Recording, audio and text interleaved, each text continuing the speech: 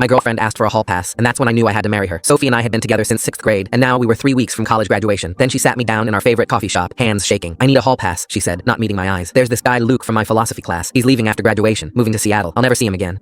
I need one night. She'd been different since her cancer came back junior year. We thought we'd beaten the leukemia, but she'd been acting strange lately, secretive with her phone, leaving study groups early, coming back to our dorm late with vague excuses. You can say no, she added, but I'll resent you forever for stealing this from me when I might not have much time left. For weeks, I'd watched her guard her phone like a secret, quickly darkening the screen whenever I approached, though not before I caught her smiling at whatever she was reading. She'd been mentioning Luke more often in conversation, commenting on how smart and cool he was. Each day brought new pressure as she turned crueler about her request. Maybe I just need to know what it's like to be with someone who doesn't see me as this fragile, sick thing, she said, and that stung. Someone who doesn't know my whole history, who just sees me as Sophie, not Sophie with cancer. When she pulled up Luke's Instagram to show me, I understood why she was drawn to him. This athletic philosophy student with photos of mountain hikes and academic conferences, exactly the kind of intellectual adventurer Sophie would find fascinating. By Friday, she'd planned everything out. There was a day party Saturday at the Pike House for graduating seniors where Luke would be. I'm doing this whether you approve or not, she said matter-of-factly. I'm just giving you the courtesy of knowing one afternoon, that's all. Soon, Jess was texting me, calling me selfish, insisting Sophie deserved to live before it was too late. My own roommate took her side when I told him, dude, if she's gonna die, just let her have this, he said. What's one afternoon compared to 12 years? Saturday came. I tried to stay in my room, tried to play video games, tried to sleep. But at 2 p.m., I saw her from my window walking across campus in a sundress I'd never seen before, her hair done in a way that took effort. She was smiling, checking her phone, practically bouncing as she walked. I couldn't help myself. I followed at a distance, baseball cap pulled low. She walked toward Greek Row, toward the Pike House where music was already blasting, but then she walked right past it. My heart dropped as she continued to the Sigma Chi House 3 doors down. A guy came out to meet her on the front steps, tall, confident, but looking nothing like the athletic philosophy student from the photos. This guy was thinner, wearing glasses, clearly nervous. Luke. She laughed at something he said in that way she used to with me. They didn't go inside. Instead, they started walking together toward campus, Sophie gesturing wildly as she told some story, making him laugh, walking close enough to seem familiar. They looked comfortable together, natural, like they'd done this before. I kept following, feeling insane. They walked past the student union, past the library, all the way to the university hospital. My stomach turned. Everyone knew what the Saturday afternoon clinic at University Hospital was for. That's where kids went for STD testing after their hookups, for Plan B, for all the consequences of Friday night mistakes, the walk of shame destination. I felt physically sick watching them head toward those doors. While Luke went inside, Sophie waited on a bench, absorbed in her phone, radiating contentment. After 20 minutes, he reappeared wearing a medical bracelet and carrying papers. Their hug looked celebratory until I noticed Sophie wiping her eyes. She turned and froze when she saw me. The color left her face instantly. Why are you here? She whispered, backing away from Luke. You were supposed to be forgetting about me. Please leave, Sophie said softly, but Luke looked confused. Wait, is this your boyfriend? The one you've been talking about nonstop? Sophie's face crumbled. Don't, she whispered, but Luke kept going. She said you were broken up. I don't understand. He looked between us. I'm just here for the medical stuff, the transplant. The world tilted. What? Luke showed his paperwork. Bone marrow donation. Final consent forms before Thursday. He looked at Sophie. You said he knew. Sophie collapsed on the bench, sobbing. The truth spilled out. There was no philosophy Luke. She'd invented him. Faked the Instagram with stock photos. This Luke was from Be the Match Registry. He was a student here. The only match within 500 miles who could do the procedure before it was too late. The one night she'd demanded, his consent appointment. Every detail had been carefully orchestrated. The cancer's killing me, she said. 50-50 survival rate even with the transplant. You're 22. You shouldn't be planning a funeral instead of a wedding. I wanted you angry enough to move on, to find someone else, to live without watching me die. I couldn't bear the thought of you watching me fade away. All those secretive texts were medical coordinators and transplant logistics. Luke stood there awkwardly. Every appointment, all she talked about was making sure you'd be okay. The transplant is Thursday. I'll be there. The ring is still in my dorm. She loved me enough to break both our hearts trying to save mine.